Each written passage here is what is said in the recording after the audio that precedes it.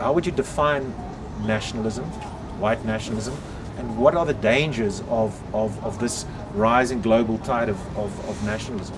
I think that white nationalism has borrowed from the left the kind of framing of identity politics, and so instead of simply saying, well, we're the majority that are setting the rules, they project themselves as being victims.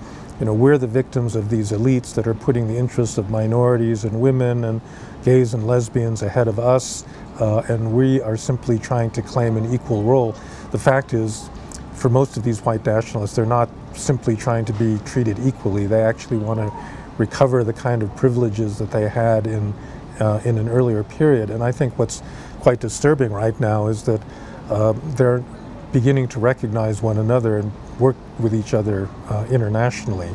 I think the headquarters for this movement is really Moscow, but you get people like Steve Bannon, who had been Trump's early on advisor, that's actively jetting around the world trying to get all of these populist groups to talk to one another and see themselves as a commonly aggrieved minority, which I think is a very dangerous international phenomenon.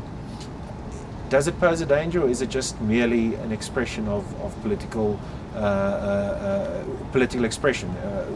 Does it really pose a danger to society and the broader? I think that the rise of this kind of populist nationalism does pose a genuine threat to liberal democracy, not to democracy, but to the liberal part of liberal democracy, meaning the constitutional order, because many of these new nationalists really don't like institutions. They don't like courts, they don't like an independent media, they don't like anything that stands in the way of their agenda.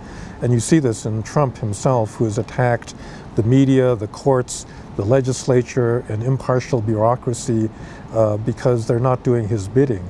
And I think this is true in Italy, it's true in Hungary, it's true in Poland.